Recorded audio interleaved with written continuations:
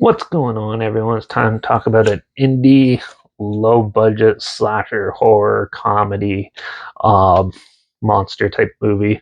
Today we're going to talk about Basket Case. It was released sometime in April in 1982. It was directed by Frank Henenlotter, who did Frankenhooker, Brain Damage, who would go on to do Basket Case 2 and Basket Case 3, The Progeny. Um, and he also did Bad Biology. This had a budget of only uh, $35,000, $25,000, and it became quite the cult hit when it came out. So Basket Case is the story of this one guy, and he's carrying around this case with something in it, but they don't show it right away. You don't really know, and he ends up staying at this low-key hotel in New York.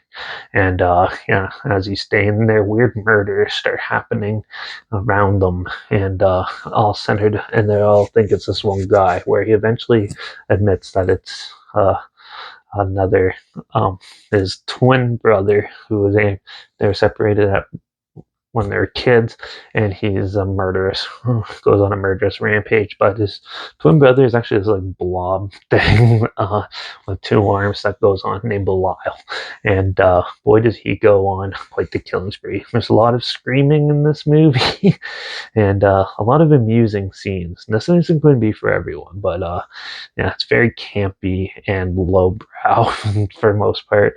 The acting's not too bad.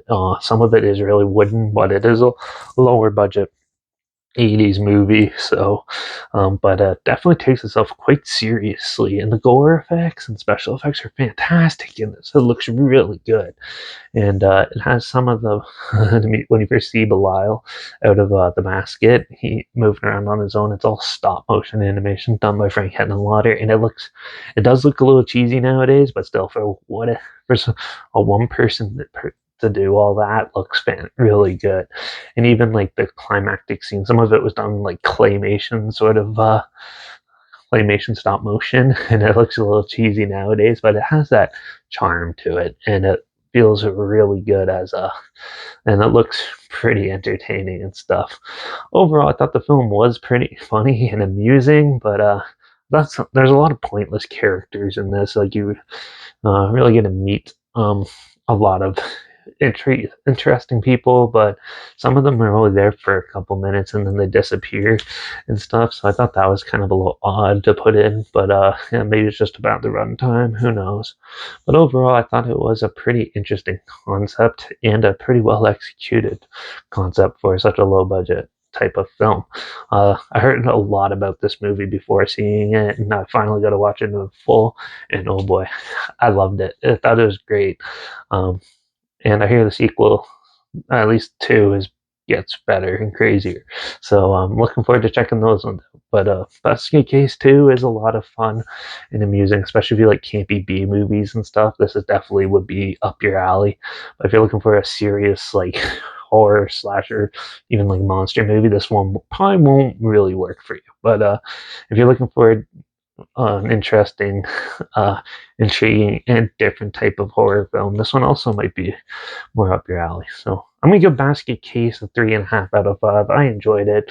I just wished they cut a lot of the screaming out and maybe kept some of the characters a little more serious and a little more in play than just having a lot of people come and go. I thought that kind of slowed the film down, but other than that, it's a pretty solid movie. So you should definitely check it out if you haven't seen it. I'll try to find it online so you can watch it for free and link it down below. But if not, I'll link at least the trailer down below so you can see what I'm talking about. And also make sure you check out my Instagram that's linked down below at Derek P Reviews. That's where I post my first star rating right after I watch the films. Also, make sure you check out my Instagram. That's where I always post clips of films and review and feature all my stories. You have the film hashtags, subject film and hashtags, so you're aware of it. You have my Letterbox at Derek P Reviews, and my Twitter's down below, reviews_Derek. Just follow me on those platforms to lose the channel. Like this video, share it so more people aware of it. Comment your opinions on the film down below if you have any, and let me know if you want me to do the sequels sooner rather than later, if you want them. And comment those down below too.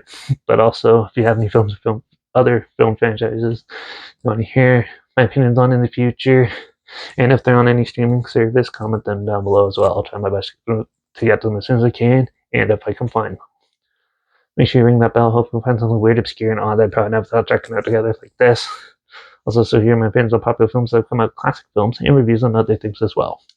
And don't forget to ring that bell because, well, we're going to jump back into the Tremors franchise and review Tremors 4, The Legend Begins, the prequel. So make sure you tune in for that. Watch out for all those killer twins and people's baskets out there. And I guess I'll see you all in the next review. So until then, cheers.